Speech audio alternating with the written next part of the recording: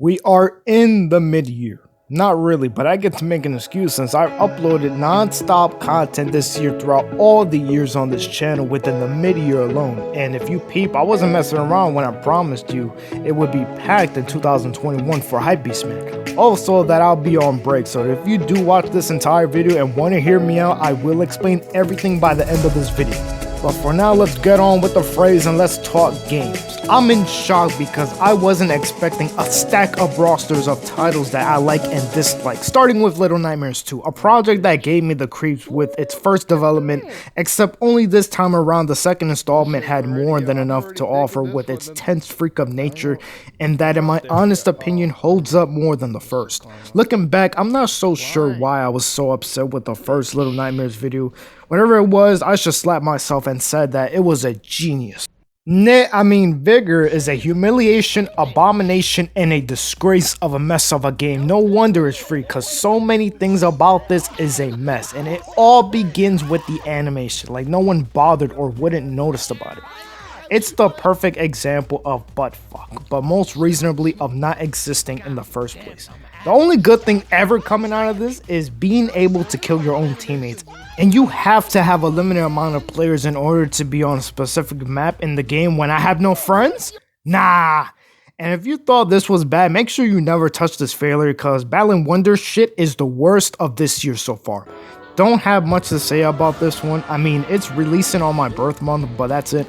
By playing the demo to get a feel to what it might be like, I'm not going to bother with it. Sorry, Cris Tales, but not sorry, because it takes a balanced amount of anticipation in order to get me on the hype train with these games. For example, I didn't know anything about this game simply because it's an indie game in which the genre has been on fire this year. But back to this one here, Haven was just the game I randomly bought along with this other title that I'll mention later. A project about two couples stranded on a planet and having to find parts to fix the nest and survive as you scavenge for food or resources while without realizing you're saving each of these smaller planets that has been infected, and thank goodness an RPG style element where you're able to block attacks. Haven is great and I have no regrets saying it's one of my favorites of the year. Sea of Solitude is among them, as indie games that are just dominating the year.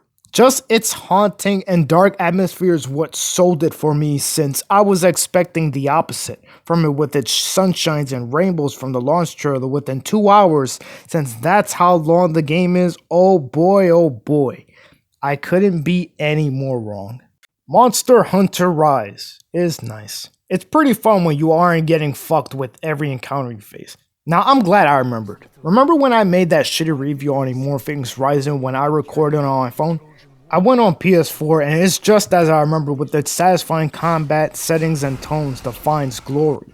Happy I was able to record it on PS because Nintendo sucks for not allowing me to record gameplay. Just like I said in my review, I don't like how over the top these lines can get. It's too corny and cheesy, like stop. Get some help. Everything else about it plays smooth and it's fun to experience. In fact, if you like open worlds where you feel a game you just can't stop playing because it's that addicting, or just a long journey of hours without focusing on its main story along, as I say, it's well worth to give it a try even if the character creation sucks. Cyberpunk 2077 is honestly one of my favorites so far. I don't care what anyone says about the bugs in the game. It's their fault for rushing the company. I mean, they did say it was going to be extremely long. Not even the company even finished the entire game itself. Night City is extraordinary to look at. The story is a surprise. The characters, weapons, clothing, and John Wick is in it himself. That's all it takes. It's not perfect, but it delivers what these sorts of projects should bring out, with a bang or boom, whichever you prefer, that keeps your screws loose no matter how many times you put them back together.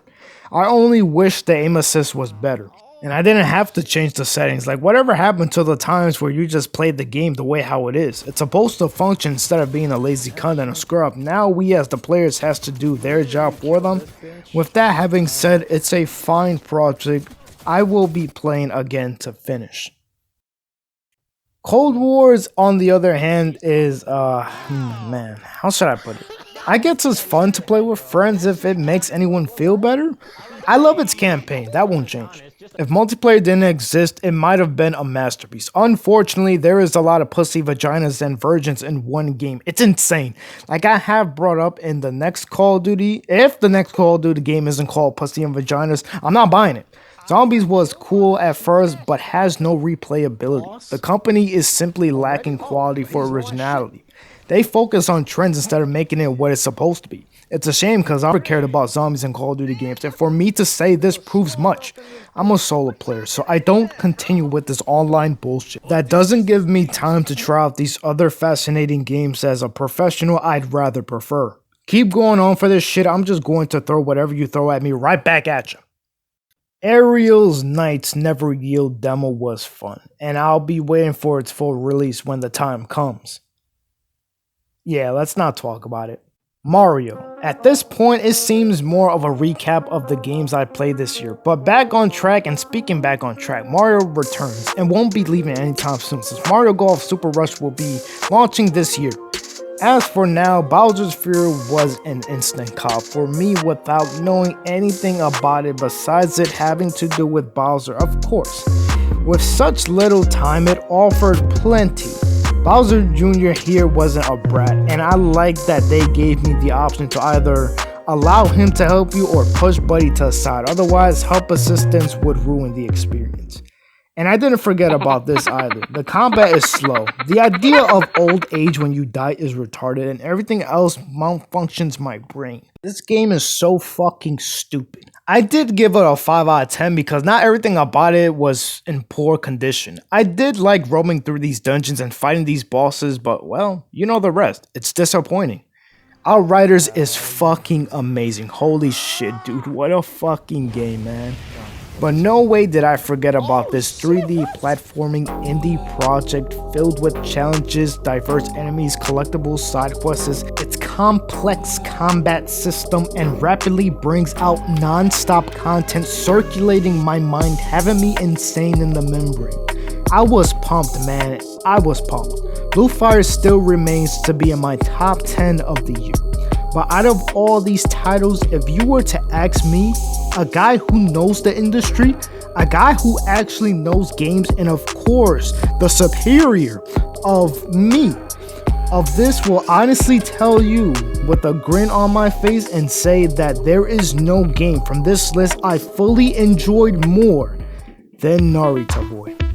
Narita Boy is filled with retro, insightful, thrilled adventures that's brilliant to overlook. In fact, it's quickly becoming one of my favorite Metroidvania games of all time. And whatever other games to launch this year, this development will not leave in my top 3 spot.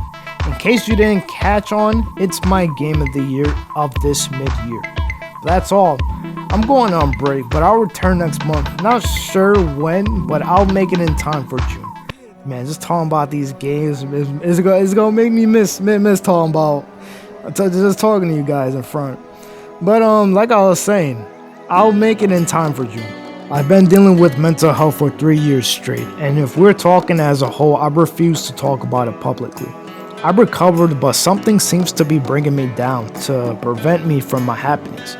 But I don't know what that is. I might have to see a doctor or something, but anything that won't have to make me feel like I can't do anything that everyone else is better at than I am. I love this channel, and I love to make videos, so I can talk about the games I love and to see how much you guys love and support the channel, even though I don't get as much views. I don't really care about the views, to be honest. I just love to like see the likes, to see how many people really enjoyed what I do now.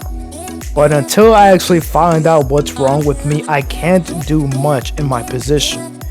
But as much as I do want to stay on the channel creating videos for you guys, I do have to take a break. Otherwise, just me not being happy while making this is just going to be completely meaningless. So, with that out the way, now that I've said what I have to say and talked about the games I love, and just me being depressed. So sorry guys, I had to get it out the way so you would know what's going on. But trust me, I do feel confident in saying that I think everything will be okay. I would really appreciate your support, and give this a like, or just tell people about the channel. Tell them, yo, this guy Hypebeastman, he's the shit. He's going through a lot of shit, but Tell them that he's the shit.